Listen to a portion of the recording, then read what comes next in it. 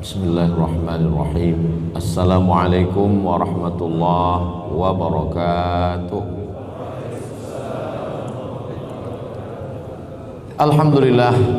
Allahumma salli ala Sayyidina Muhammad wa ala ali Sayyidina Muhammad. Allahumma allimna ma yanfa'una wanfa'na bima 'allamtana innaka antal alimul hakim. Rabbi shrah li sadri wa yassir li amri wa hlul 'uqdatam min lisani yafqahu qawli.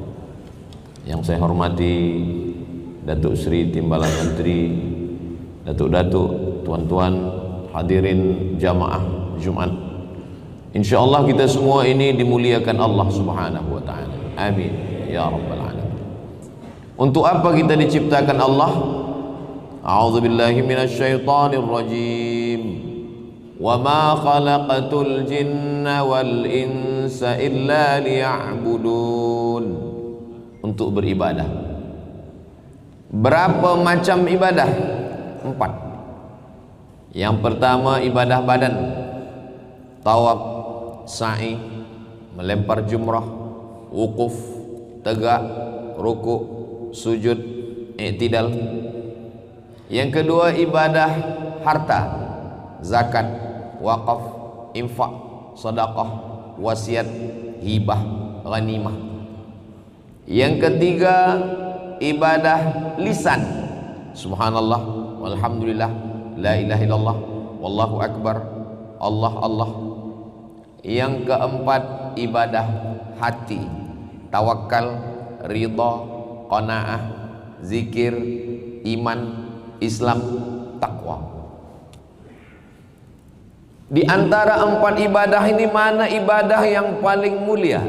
Ibadah yang paling mulia ibadah hati. Mengapa yang paling mulia ibadah hati? Kerana dari ujung rambut sampai ujung kaki yang mulia adalah hati. Ala fil jasadi mudghah, ketahuilah di dalam badan ini ada segumpal, ada sekepal. Idza salahat salahal jasadu kulluh. Kalau dia baik, yang lain ikut jadi baik. Wa idza fasadat fasadal jasadu kulluh. Kalau yang lain rosak, dia ikut rosak. Ala wahyal qalb, hati. Di antara ibadah harta mana yang paling baik? Ibadah harta yang paling baik shadaqatun jariyah, mengalir selepas kita mati. Di antara ibadah lisan mana yang paling baik? Afdalul dzikri fa'lam annahu la ilaha illallah. Di antara ibadah badan, tegak, rukuk, sujud, tawaf, melempar jumrah, mana yang paling baik? Aqrabu ma yakunul 'abdu min rabbih wa huwa sajid. Allah paling dekat dengan orang yang sujud. Keempat-empat ibadah ini boleh terjadi bersama dalam satu waktu di dalam masjid. Ibadah hati, iman. Ibadah lisan, la ilaha illallah. Ibadah badan, sujud. Ibadah harta, sedekah jariyah. Maka keempat-empat ibadah bersatu di dalam masjid. Itulah mengapa binaan yang paling mulia di atas muka bumi ini adalah masjid. Inna awwala baiti wudi'a lin-nasi lalladzi bi Bakkata mubaraka.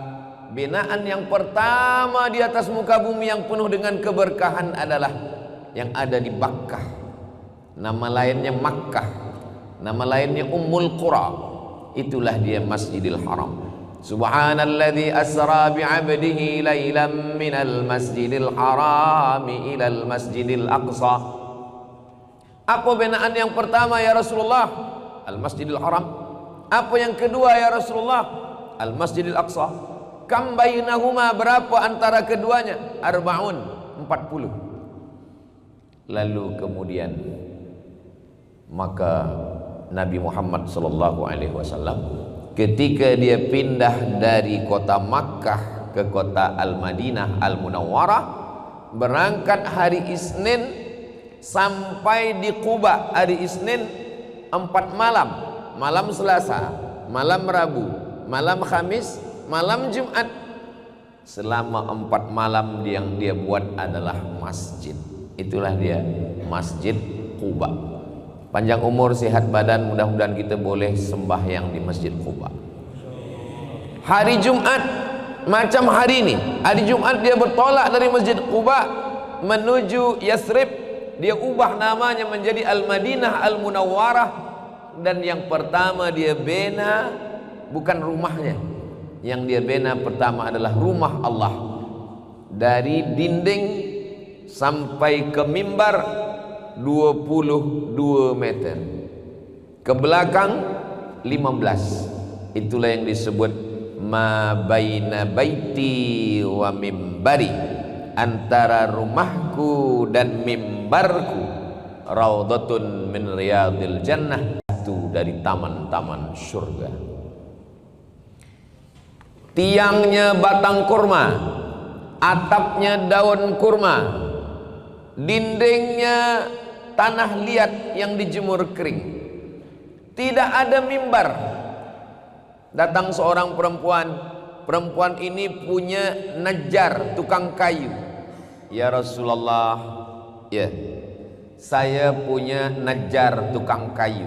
Ya, boleh saya buatkan mimbar? Tukang kayu saya ini pandai buatkan mimbar. Boleh ya Rasulullah. Kata Nabi, buatlah. Dibuatlah mimbar 3 lantai. 1, 2, 3. Naik Nabi ke atas. 10 tahun Nabi menyampaikan khutbah di atas mimbar ini. Selepas Nabi Muhammad SAW meninggal, Abu Bakar Siddiq menjadi imam dan khatib. Abu Bakar menyampaikan khutbah di anak tangga yang kedua. 1, 2. Dia tak tegak di tempat tegaknya Rasulullah. Ditanya, ya khalifata Rasulillah, wahai khalifah, wahai Abu Bakar Siddiq, kenapa engkau tidak tegak di tempat tegaknya Rasulullah? Saya malu, tak sampai iman dan ilmu saya setinggi Rasulullah sallallahu alaihi wasallam. Dia hanya tegak di tempat tangga kedua, tempat tegaknya Sayyidina Abu Bakar Siddiq. Ketika itu masjid tidak ada mihrab. Mihrab tempat imam tidak ada. Fanadatul malaikatu wa huwa qaimun fil mihrab. Tidak ada mihrab. Siapa yang membuat mihrab pertama kali? Mihrab dibuat pada masa Khalifah Marwan Ibnul Hakam. Maka ketika itu dipanggil arsitek datang dari Dimashq, Suriah. Maka dia buatkanlah melengkung tempat imam. Mengapa imam dibuatkan? Supaya boleh membuat saf lebih panjang. Sebab kalau imam di sini kosong kanan kiri, maka imam di mihrab sehingga boleh saf lebih banyak. Kenapa dibuatkan mihrab?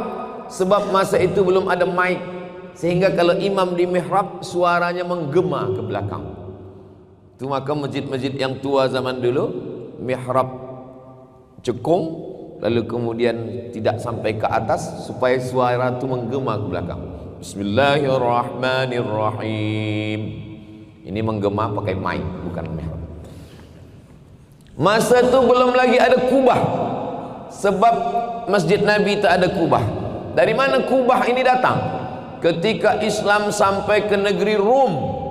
Di Rom itu mereka punya arsitek atap yang melengkung, batu yang disusun naik ke atas.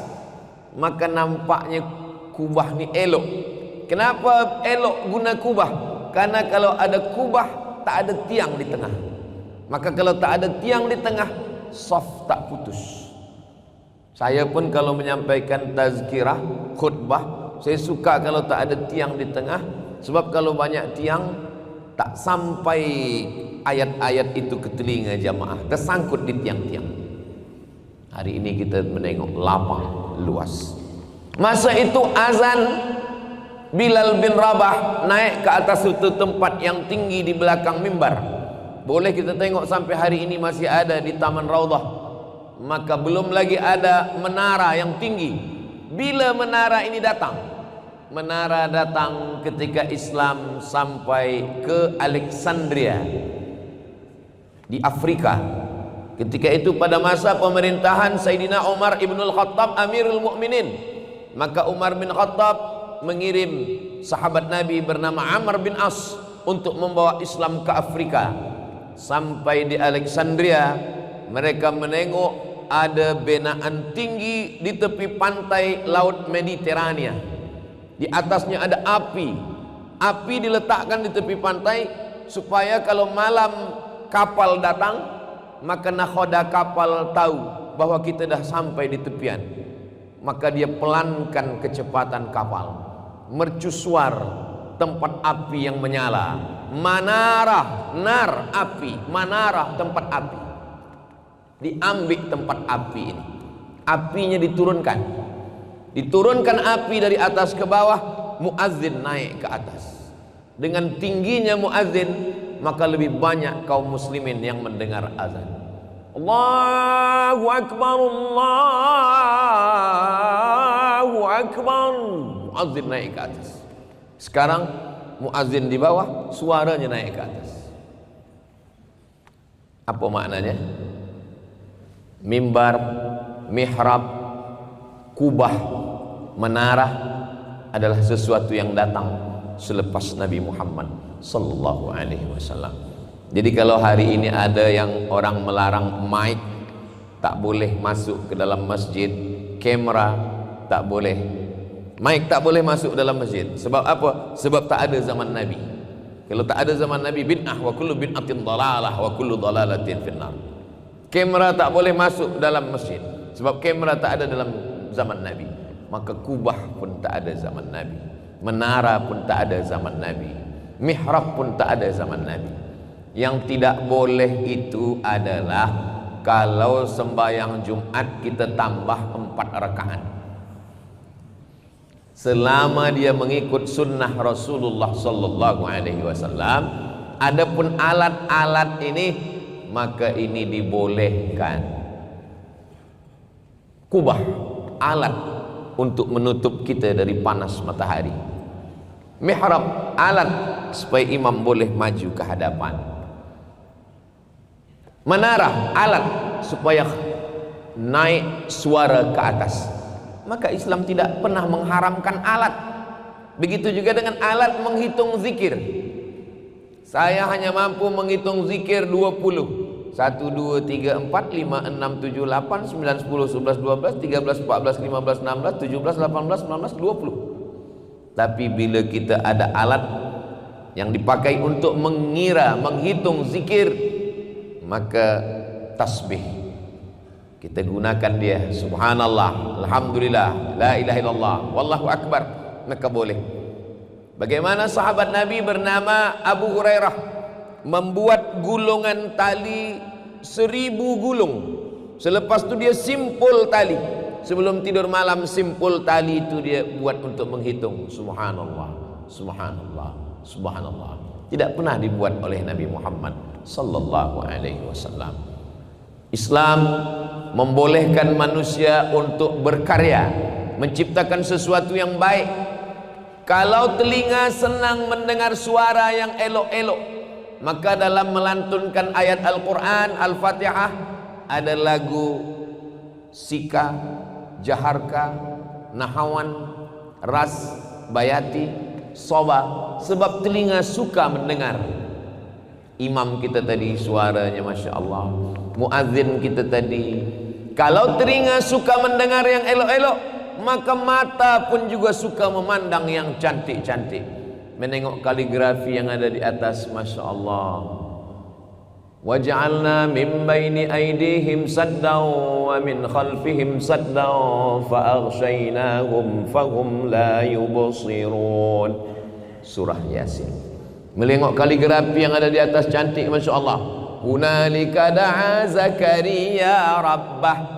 Di sana ada Zakaria meminta kepada Allah sebab dia lama tak ada anak.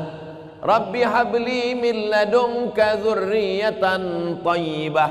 Ya Allah, berikanlah saya seorang anak keturunan yang baik-baik. Innaka sami'ud du'a. Engkau maha mendengarkan doa.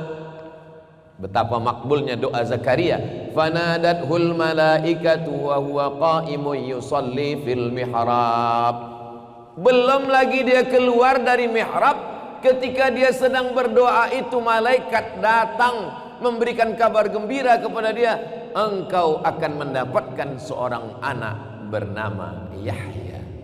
Zakaria punya anak namanya Yahya. Maka ketika menengok, tangannya sama, tapi satu tangan tulisannya begitu indah. Ada khat riq'i, ada khat sulusi, ada khat naskhi, ada khat diwani, ada khat kufi, ada khat diwani jali. Begitu kayanya Islam. Bolehkah membuat tulisan Arab yang cantik? Dulu kaligrafi tulisan-tulisan Arab yang ada di dinding Masjid Nabawi ingin dicabut. Maka datanglah Syekh Muhammad Mutawalli Asy-Sya'rawi. Kata Syekh Muhammad Mutawalli Asy-Sya'rawi, ketika kamu menengok tulisan yang cantik, yang indah ni, apa yang ada di pikiran engkau? Masya Allah, tabarakallah, cantiknya ciptaan Allah, tak ada teringat kepada yang lain. Bunga-bunga selama bukan makhluk yang bernyawa. Innal malaikata, malaikat, la tadkhulul buyut, tidak masuk ke dalam rumah, fiha tamasil, kalau di dalam rumah itu ada patung makhluk yang bernyawa. Kalau di rumah itu ada, mohon maaf, anjing. Tapi malaikat yang tak masuk itu malaikat rahmat. Malaikat maut masuk. Kalau malaikat maut tak masuk, dah lama saya beli anjing. Begitulah masjid sampai hari ini, di mana umat Islam memijakkan kakinya, maka yang pertama dia bina adalah masjid, dan sampai hari kiamat dia mendapatkan pahalanya. Siapa yang pertama kali membina masjid di tanah ini? Yang pertama kali adalah Sultan Syarif Ali.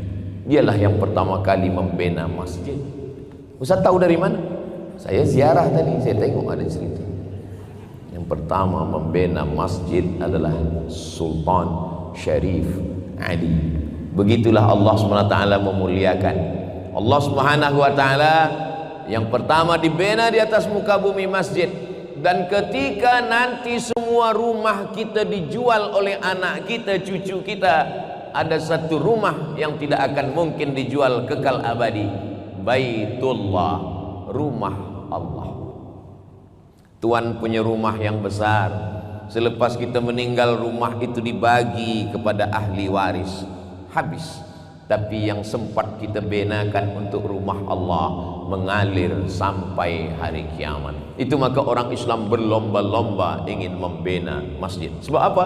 Dia tahu umurnya pendek, umur dunia panjang, maka dia ingin mengalirkan pahala. 1446 maknanya apa? 800 sekian tahun lampau. Sekarang sudah 1446, 600 tahun mengalir ke dalam alam barzakh. Kita tak tahu entah bila menghadap Allah Subhanahu wa taala. Maka kita support membina masjid. Apakah masjid dalam Islam hanya tempat solat subuh, zuhur, asar, maghrib, isya? Tidak. Yang pertama, masjid memang tempat ibadah, ritual, solat. Yang kedua, masjid tempat menuntut ilmu. Maka selesai solat, ada halaqah hadis, ada halaqah fiqh, ada halaqah tafsir, ada halaqah akidah. Halaqah, syekh duduk, murid berkeliling bulat, melingkar. Lingkaran itu bahasa Arabnya halaqah. Maka syekh duduk membacakan kitab. Dulu ulama-ulama kita datang ke Masjidil Haram, belajar kepada halaqah hadis, belajar kepada halaqah fiqh. Halaqah yang paling ramai di Masjidil Haram adalah halaqah Syekh Ahmad Khatib Al-Jawi Al-Minkabawi. Lalu kemudian dia merasa dalam hatinya, Masya Allah, ini halaqah ramai betul. Sebab orang suka kepada cara dia menyampaikan. Malamnya dia bermimpi berjumpa dengan Rasulullah sallallahu alaihi wasallam. Lalu Syekh Ahmad Khatib bertanya, "Ya Rasulullah, ya, di antara halaqah yang ada di Masjidil Haram ini, manalah halaqah yang paling dimuliakan Allah?" Kata Rasulullah, "Engkau cari halaqah di tiang sana." Biasa Syekh duduk dekat tiang, murid berkeliling. Syekh Ahmad Khatib Al-Minkabawi datang ke tiang itu, mendekat yang ditunjukkan Rasulullah dalam mimpi. Dia tengok di tiang itu, syekhnya satu, muridnya satu. Kenapa bukan majelis halaqah saya yang ramai yang dikatakan Rasulullah mulia? Kenapa yang satu ini? Apa yang kamu kaji di dalam ini? Kata Syekh, murid saya hanya satu. Bila dia sudah khatam Al-Quran, dia keluar, datang murid yang baru. Itulah rupanya makna hadis Nabi Muhammad sallallahu alaihi wasallam. Khairukum, orang yang paling baik di antara kamu, man ta'allamal Qur'an, orang yang belajar Al-Quran, wa 'allamahu, dan yang mengajarkan Al-Quran. Saya semasa mendengar riwayat ini tersentuh, tersinggung hati saya. Mungkin ini teguran dari Allah. Wahai Abdul Somad, jangan engkau merasa majelis engkau lebih mulia kerana lebih ramai. Boleh jadi ada ulama yang hanya mengajar di surau yang kecil, nanti di akhirat dia jauh lebih mulia daripada engkau. Kenapa? Karena pahala engkau sudah habis, tak ada lagi, disebabkan riya. Tadi tajuk khatib kita hari Jumat ini tentang riya. Bila khatib tadi menyampaikan riya, dipuji manusia, dalam hati saya, mungkin sayalah yang dimaksud. Sebab tazkirah saya ini sudah habis pahalanya, dihabiskan oleh viewer, follower, dan subscriber. Jangan pandang pada penghargaan manusia, sebab kita tak tahu macam mana malaikat di langit. Boleh jadi orang viral di bumi, tapi malaikat tak kenal dengan dia di langit. Inilah yang paling memalukan. Ada manusia yang di bumi ini biasa-biasa saja, muridnya tak ramai, tapi malaikat setiap hari melihat catatan dia dan rindu ingin berjumpa dengan dia. Begitu dia meninggal dunia, rohnya dibawa oleh malaikat naik ke langit. Di pintu langit semua malaikat mengucapkan salam kepada dia. Assalamu alayka ya abdallah, keselamatan untuk engkau, engkau adalah orang yang selalu kami nantikan, kerana selama ini amal-amalmu yang kami tengok, catatan amalmu yang kami pandang, tapi jasadmu baru ini datang dibawa oleh para malaikat. Mudah-mudahan kita termasuk orang yang di dunia biasa-biasa saja, tapi di langit, kam min masyhurin fil ardi walam yakun ma'rufan fis sama. Berapa banyak orang yang masyhur di bumi, tapi di langit malaikat tidak mengenal dia. Inilah yang saya khawatirkan. Mudah-mudahan kita semua ikhlas hati, diberikan Allah kebaikan dunia akhirat, insyaallah, amin. Tapi jangan sebab tazkirah siang ini nanti malam maghrib isya tak ke masjid lagi. Bila ditanya, abang tak ke masjid, lebih baik di rumah tapi ikhlas daripada ke masjid. Mohon maaf, kendaraan berdaftar BBE 9959 menghalang bas pelancong hendak keluar. Tolong dialihkan kendaraan sebentar. Terima kasih. Andai ketika kita sampai di langit, kemudian malaikat menuliskan, mohon Abdul Somad menepi sebab ada orang soleh yang sedang datang disambut malaikat. Selama ini orang itu yang menepi kerana semua security mengawal Abdul Somad akan lari. Rupanya di akhirat ada orang-orang yang amalnya banyak. Maka siapa di antara kita yang paling mulia? Inna akramakum indallah, yang paling mulia atqakum, yang paling takut kepada Allah Subhanahu wa taala. Maka datang ke masjid, ada majlis-majlis ilmu. Masya Allah, tabarakallah, di Brunei Darussalam masjid tidak hanya setakat sebatas salat, tapi juga majlis-majlis ilmu ramai. Jangan kosong masjid dari 3. Sesikit-sikit majlis ilmu 3. Yang pertama akidah, yang kedua fiqh, yang ketiga akhlak tasawuf. Akidah, wujud, qidam, baqa, mukhalafatul hawadisi, qiyamu bi nafsihi, wahdaniyah, qudrat, iradat, ilmun, hayat, sama, basar, kalam, sifat 20. Yang kedua fiqh, fiqhnya mazhab Syafi'i. Yang ketiga tasawuf, mengkaji masalah penyakit hati, hasad, dengki, dendam kesumat, busuk hati, takbur, sum'ah, riya. Setelah hati ini bersih, diisi dengan ridha, tawakal, qanaah, zikir, barulah kemudian hati yang bersih ini dipancarkan Allah cahaya. Setelah Imam Abu Hamid Al-Ghazali membersihkan hatinya, dia sampai kepada ma'rifah. Datanglah orang bertanya kepada Imam Al-Ghazali, wahai Imam Al-Ghazali, ya, apa itu ma'rifah? Kata Imam Al-Ghazali, nurun yaqdhifullahu fi qalbi abdi, cahaya yang dipancarkan ke hati seorang hamba. Tapi jangan baru 2-3 kali belajar tasawuf sudah mengaku dapat cahaya. Ustaz Abdul Somad, malam tadi agak-agak pukul 2 saya tengok istri saya bercahaya.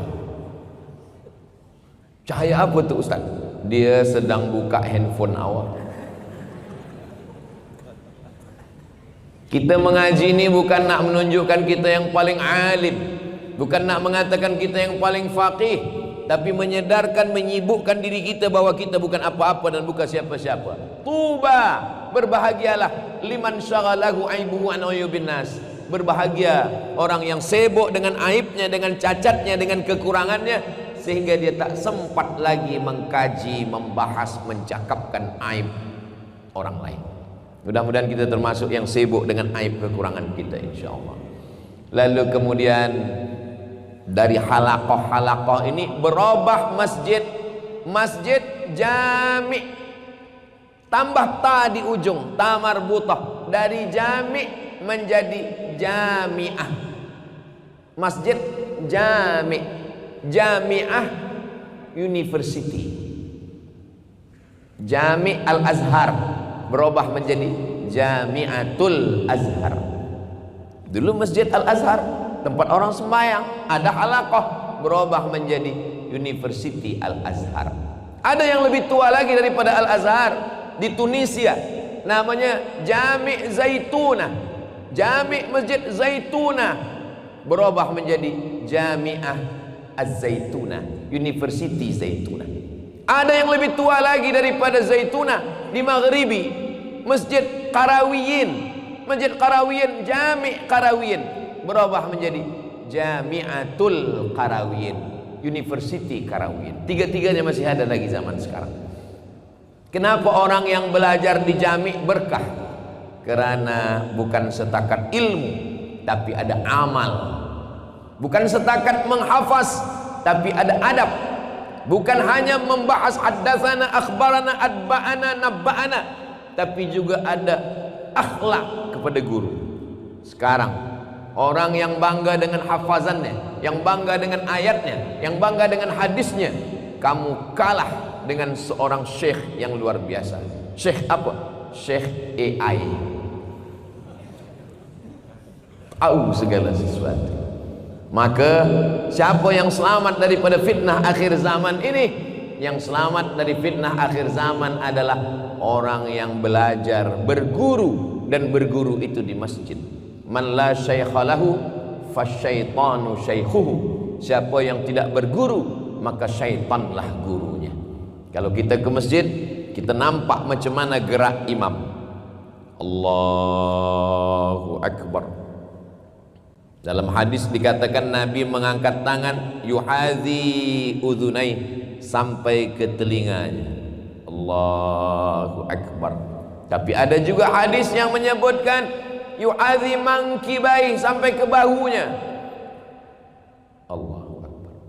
Kalau kita tanya pada AI, ya ayyuhal AI,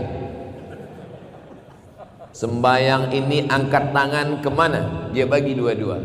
Satu hadis ke telinga, satu hadis ke bahu. Bila kita tanya, mana yang saya amalkan? Dia jawab, saya pun tak sembayang. Tapi kita bertanya kepada guru mazhab Syafi'i mengatakan dua-dua hadis ni sahih. Hadis yang mengatakan ke bahu sahih, hadis yang mengatakan ke telinga pun sahih. Tapi mazhab Syafi'i pakai hadis yang ke telinga. Kenapa? Karena kalau ke bahu telinga tak dapat, tapi kalau ke telinga bahu dapat. Itulah yang AI tak faham. Ada Al-Masih yang original, ada Al-Masih yang palsu. Palsu ni bahasa Arabnya Dajjal. Ada Abdul Samad yang original nih. Tapi nanti jumpa Abdul Samad, mukanya macam Abdul Samad, cakapnya bukan Abdul Samad, tapi dia bukan Abdul Samad. Itu namanya Abdul Samad Ad-Dajjal. AI. 3 orang jamaah datang ke rumah saya. Saya tanya, tuan nak apa? Dia berbisik, nak mencari ubat kuat. Kata saya tak pernah cakap pasal ubat kuat dalam tazkirah. Dia bukakan handphone. Ini ustaz saya tengok ada jual. Mana cuba tengok. Rupanya AI dah ubah cakap saya. Fitnah akhir zaman.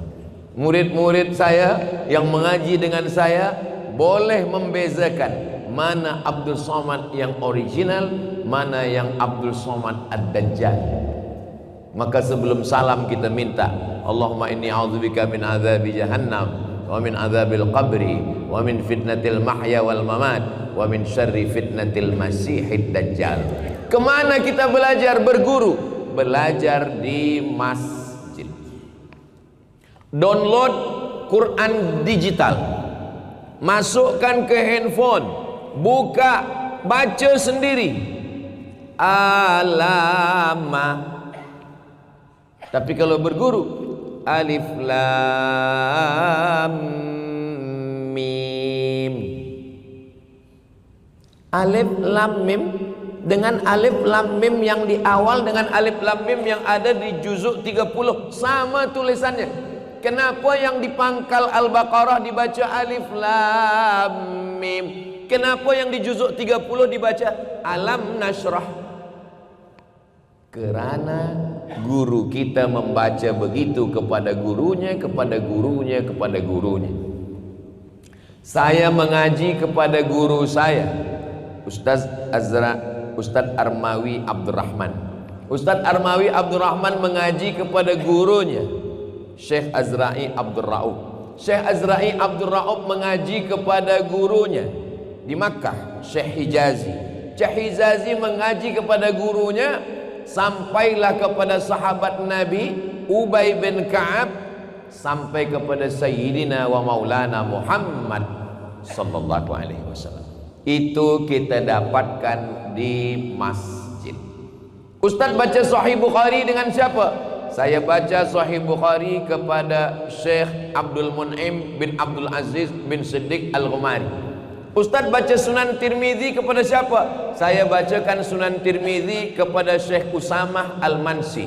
Syekh Usamah Al-Mansi membaca Sunan Tirmizi ke siapa? Dia bacakan kepada Sayyid Muhammad Alawi. Sayyid Muhammad Alawi membaca kepada siapa? Dia bacakan kepada Sayyid Alawi bin Abbas Al-Hasani. Sampailah kepada Imam Abu Isa Ibni Saurah At-Tirmidzi. Sekarang bila kita tanya, di mana kamu dapat hadis ini? Haddatsani YouTube. Bolehkah kita belajar di YouTube? Boleh. Boleh belajar di YouTube. Tapi yakinkan orang yang kita belajar itu memang dia ada di alam dunia ini. Memang dia betul-betul ada. Adakah orang yang di YouTube ada tapi dia tak ada di dunia? Ada. Di YouTube tu dia ada, tiap hari saya jumpa dia. Tapi saya ke KL beberapa kali, tak pernah dia ada. Upin Ipin. Dia tak ada di alam nyata. Tak ada. Maka yang pertama kalau kita belajar ke YouTube, memang dia manusia ada. Yang kedua, dia ahlus sunnah wal jamaah. Sebab di sana ada Syiah, ada Wahabi, ada Murji'ah, ada Qadariyah, ada Mu'tazilah, ada Jahmiyah, ada liberal, ada etis, ada agnostik, macam-macam. Maka kita mesti belajar apa itu ahlus sunnah wal jamaah. Dalam bidang akidah, Imam Abul Hasan Al-Ash'ari. Dalam bidang fiqh, bermazhab Muhammad bin Idris Asy-Syafi'i. Dalam bidang tasawuf, Imam Junaid Al-Baghdadi dan Imam Abu Hamid Al-Ghazali. Ihya Ulumiddin. Alhamdulillah, Brunei Darussalam, siapapun yang akan datang menyampaikan tazkirah, maka dia mesti mendapatkan tauliyah. Kalau tidak ada tauliyah, akidahnya tidak Asy'ari, fiqahnya tidak Syafi'i, tasawufnya tidak Sunni, maka dia tidak boleh menyampaikan apapun. Sebab apa? Sebab menjaga rakyat adalah kewajiban daripada ra'id din wad daulah. Apa kata Imam Al-Mawardi dalam Al-Ahkam As-Sultaniyah? Ulil amri menjaga din agama, wad daulah menjaga negara. Belajar ke masjid. Yang selama ini belum belajar ke masjid, alhamdulillah belajar ke masjid. Yang kedua, di masjid tidak hanya belajar, tapi juga di masjid orang mendapatkan rahmat Allah. Maka sebelum masuk ke masjid, doanya Allahumma ftahli abwaaba rahmatik, bukakan saya pintu rahmat Engkau. Kenapa? Sebab dalam masjid malaikat mendoakan dua, Allahumma ighfir lahu, Allahumma arhamhu, Allahumma ighfir lahu, Allahumma arhamhu. Ya Allah, rahmati dia, ampunkan dosanya. Dari mula saya Abdul Somad tadi masuk ke masjid hinggalah keluar nanti, malaikat sentiasa mendoakan dua, Allahumma ighfir lahu, ampunkan dosa Abdul Somad, warhamhu, rahmati Abdul Somad. Selama wuduknya tak batal dan dia tidak keluar masjid. Tapi kalau ada hajat, ada sesuatu, maka dia boleh. Sebab ini bukan wajib, ini sunnah Rasulullah sallallahu alaihi wasallam. Majtama'a qaumun fi baitin min buyutillah. Orang yang berkumpul di rumah Allah, yatsluna kitab Allah, yang dibaca ayat-ayat Allah. Kita dari awal tadi yang kita baca ayat Allah, hadis Rasulullah, fatwa ulama, mazhab. Kalau kita lakukan tiga, duduk di rumah Allah, berkumpul di rumah Allah, membaca ayat-ayat Allah, mengkaji isinya, Allah balas 4. Nazalat alaihimus sakinah, turun ketenangan. Ghasyiyat bihimur rahmah, mereka diliputi rahmat Allah. Haffat bihimul malaikah, mereka dikelilingi malaikat. Wa dzakarahumullahu fiman indah, mereka dibanggakan Allah kepada para malaikat. Hai malaikat, dulu manakala aku ingin menciptakan manusia, kamu semua komplain, ataj'alu fiha may yufsidu fiha wa yasfikud dima. Nanti kalau engkau ciptakan manusia ini, mereka hanya akan berkelahi, mereka hanya akan berperang, mereka menumpahkan darah, mereka bermusuhan. Tapi hari ini mereka duduk, mereka bersujud, mereka bersimpuh, mereka berzikir, mereka mengingat aku, mereka berselawat. Mudah-mudahan kita termasuk yang dibanggakan Allah kepada para malaikat. Nazalat alaihimus sakinah, turun tenang ke dalam hati. Jadi kalau ada jamaah yang mendengarkan tazkirah tertidur, itu maknanya hatinya tenang. Saya belum pernah seumur-umur saya menyampaikan tazkirah marah kepada jamaah yang tidur. Sebab apa? Sebab kalau dia tidur itu maknanya hatinya tenang. Berapa banyak orang yang kaya raya, duit banyak, pukul 2 malam tak boleh tidur, terbuka mata. Kenapa? Kena penyakit insomnia, tak boleh tidur malam. Makan ubat, tidur.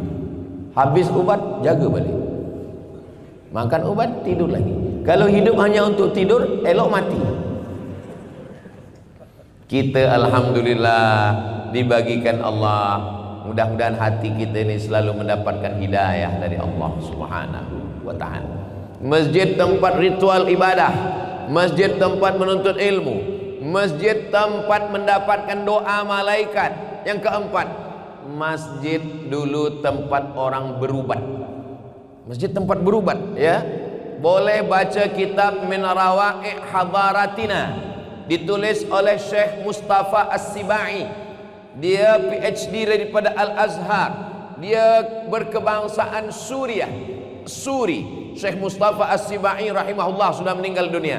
Dia bercerita bahwa zaman dulu masjid, di persekitaran masjid itu banyak tabib-tabib, doktor-doktor yang memberikan pelayanan khidmah kepada jamaah. Siapa yang sakit dia ubatkan. Maka kalau ada hospital di dekat masjid, tempat orang melahirkan anak di dekat masjid, tempat orang medical check up di dekat masjid, yang selama hati ini tak tenang, tak pernah mendengarkan ayat Allah, tak pernah mendengarkan azan, suara azan masuk ke dalam hospital. Hayya 'alas salam,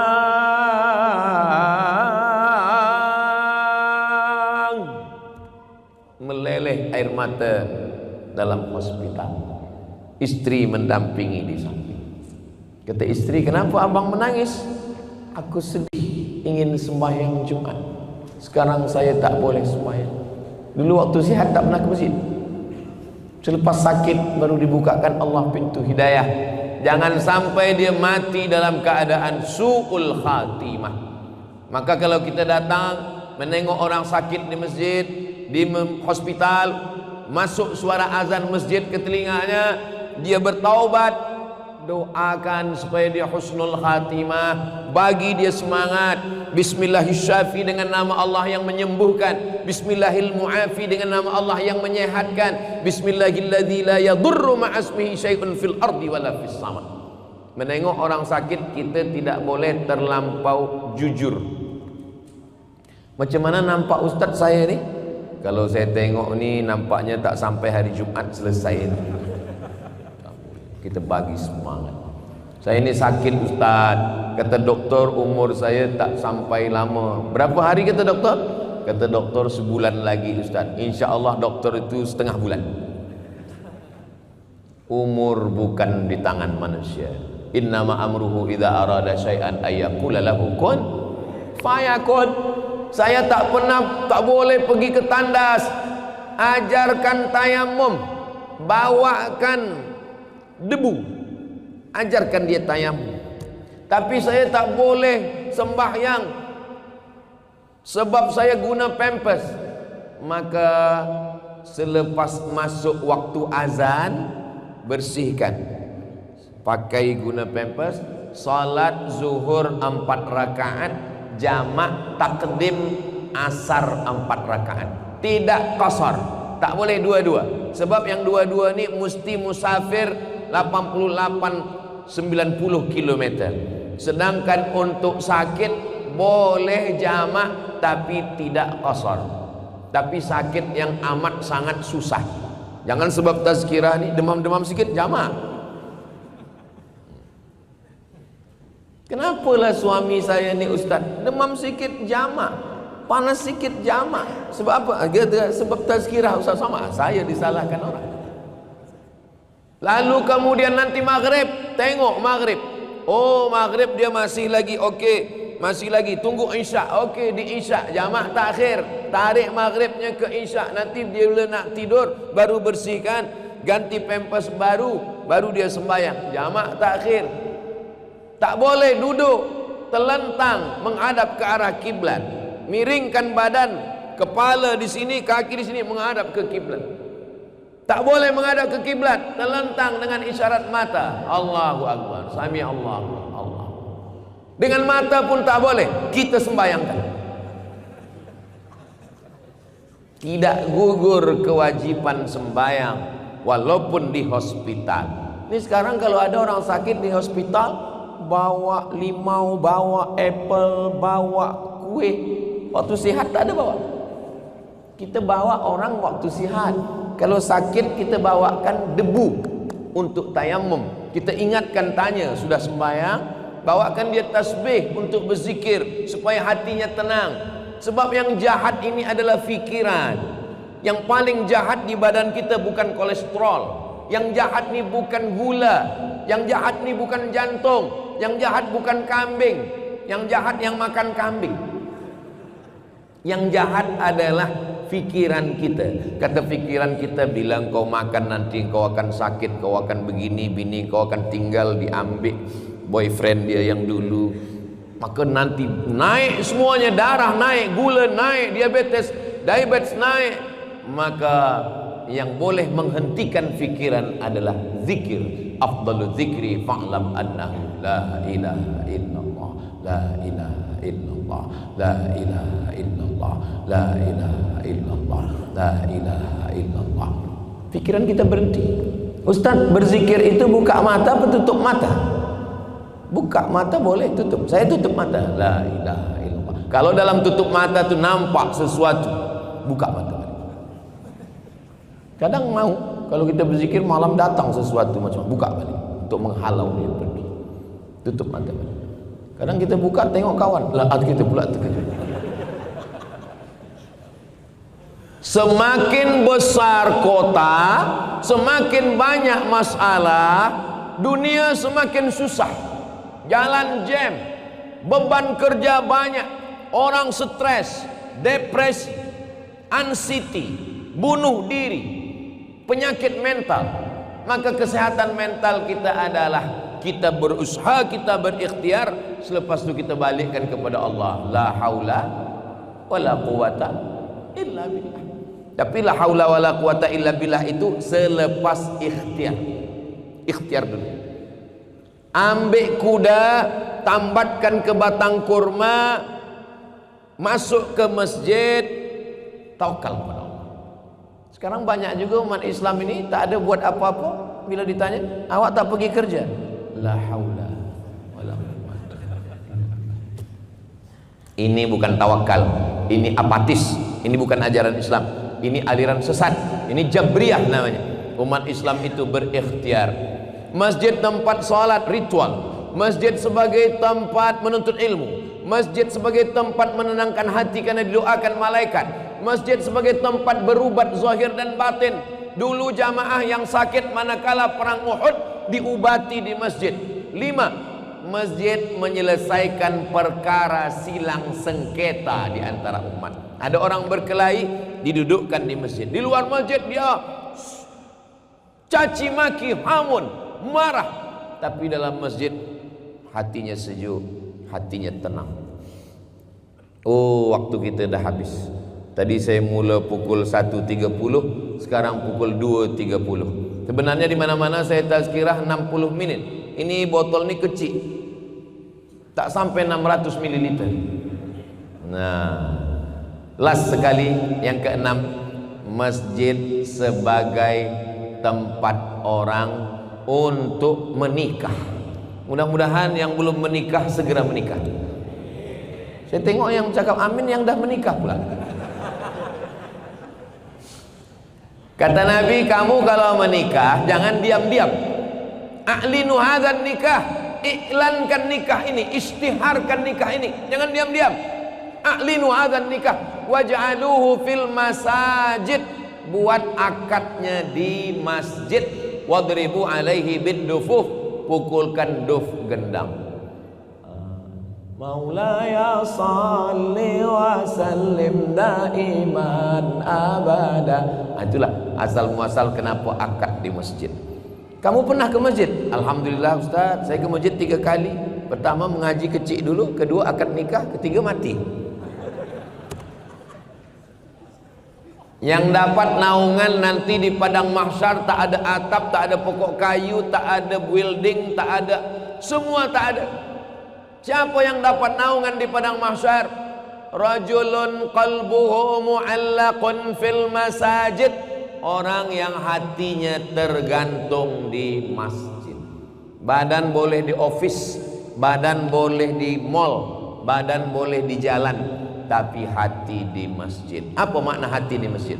Kalau sudah terdengar suara azan, Allahu Akbar, Allahu Akbar, terus masuk masjid. Itu makna hati di masjid. Ini sekarang banyak juga pemuda belia kalau ditanya, awak tak ke masjid? Yang penting hati ke masjid.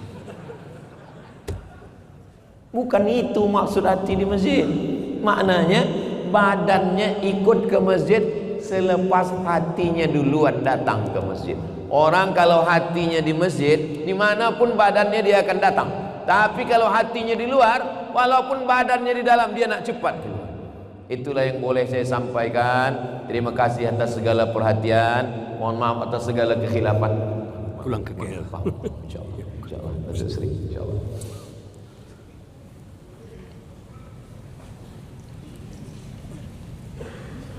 Airport.